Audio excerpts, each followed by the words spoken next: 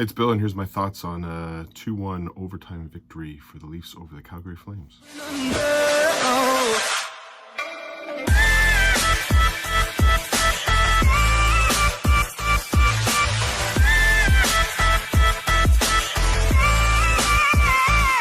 All right, Hall of Fame game. Got to put up with Hall of Fame ceremony.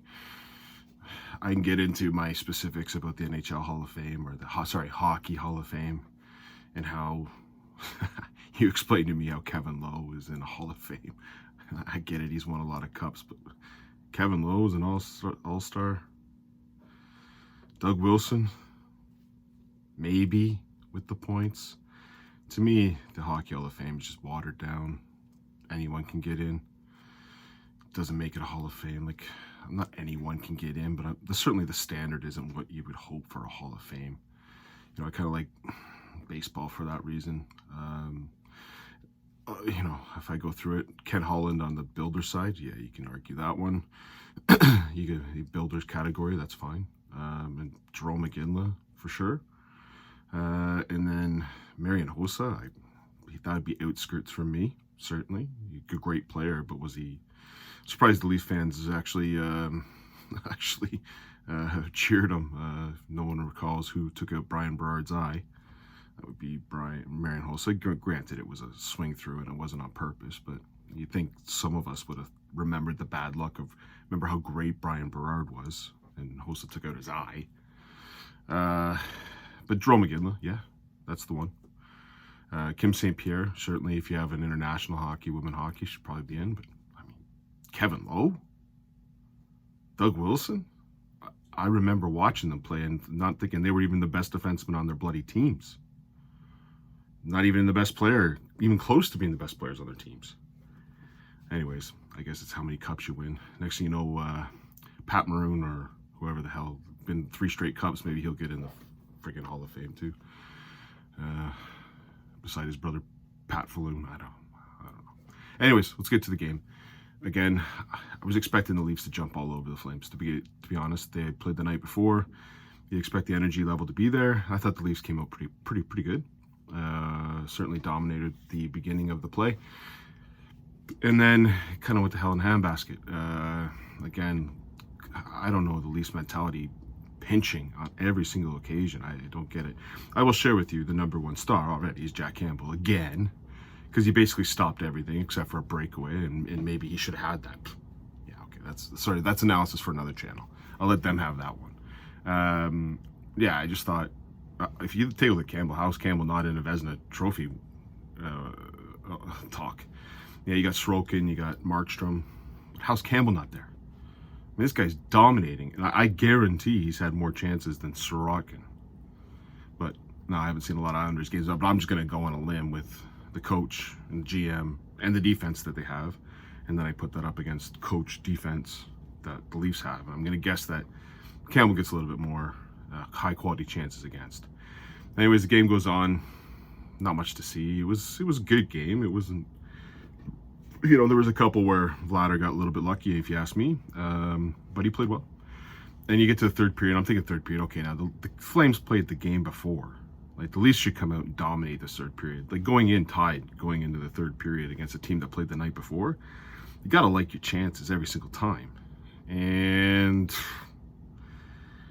they laid an egg at the beginning of the period, if you ask me. Nothing to see. Now, I will share with you, I live in Curtis, Ontario, and about 4 minutes into that third period, all of a sudden, the Greater Hydro won. First of all, in the first period, I had a little bit of that Stranger Things thing where lights were flickering all over the bloody place. I thought I was going to whatever that dimension was, and I'm going to have people talk to me on a wall or something. I don't know what's happened on that hydro. I've never seen hydro like that where it popped in, popped out, popped in, popped out. Lights are flickering. Fair enough. Yeah, it was a bit of a rainstorm outside. Okay.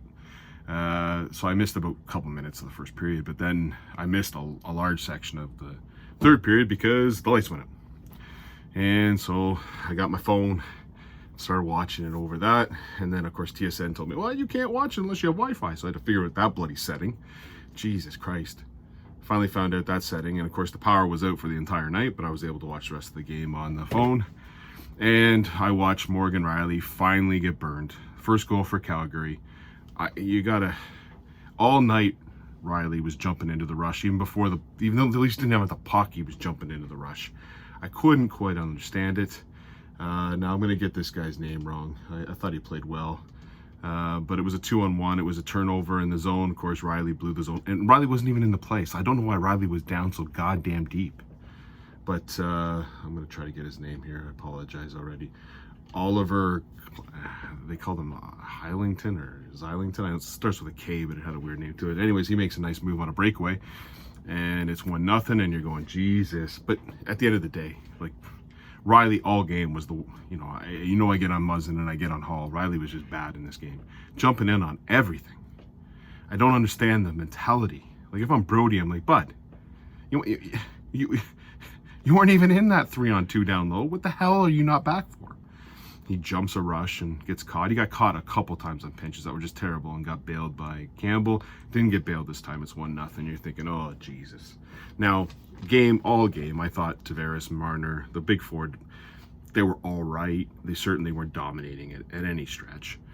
But, and this is what I'm going to tell you, Nylander's a better player than Marner. I get called out all the time for this. But Nylander's got more things to his game than Marner does. Can they both control the puck? Yes. I would suggest Nylander's the better controller of the puck and better protector of the puck. Does he do spinoramas and pirouettes and twisty ties and triple axles? No, he doesn't do that. Okay, Marner will score 1 goal against Vegas that looks outstanding. You're not going to see that from Nylander. But what you're going to see from Nylander is the first goal the Leafs scored, which is a howitzer picking a corner on a one-time across the ice. Marner can't do that. That's Ovechkin-like what Nylander did on that goal. Big goal, you're up now, tied 1-1, you got the momentum. Again, let's take a look at the price tag. Nylander, $4.2 million less than Marner. Explain that? Everyone tell me Nylander's contract's the worst contract. You're on some drugs that I'd love to be on. I don't get it. Nylander is probably the only one on the team other than Matthews scores that goal.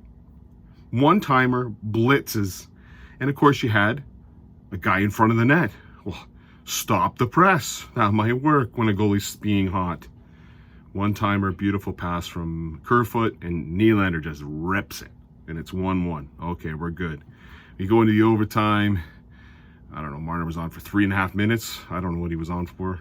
He kept staying on. Again, I didn't think they played bad. There were some good opportunities. And then Matthews, who I didn't think had a great game. I'll be honest, didn't think he had a great game. He was okay on the defensive side, but he certainly wasn't doing anything offensively that I thought, wow. Like, he has his wow moments. But then he does that. Again, he's one of the only players that can do that. Where he decides, I'm going to win this game, so get out of my way. I'm going to give you how she going. Change the angle on the shot, blow it by 2-1. Great game. Or a great shot and a great result. Now, my Leaf shirt that I was telling everyone about is now 7-0-0. 7-0-0. You can't beat that. Guess what shirt's going to be on tonight when they play the Buffalo Sabres? Now, it's going to be interesting. Joseph Wall's going to be in the net, so who knows what the hell we're going to get out of that, because I don't know. But I'm going to have that bloody shirt on. They're not playing a great team. They're 500 right now, but I don't think they're a 500 team. I think they're lower than that. In Buffalo, where the Leafs tend to not have the best of luck. So I'm going to put that jersey on. I'm going to be at a social gathering where I'm going to try to watch as much of the game as possible. And I'll have a feedback in the morning. So hope everyone enjoys the game. Go Leafs, go. Let's make it 8-0-0 with that shirt. And then I'm not going to take that shirt off ever. Cheers. Bye.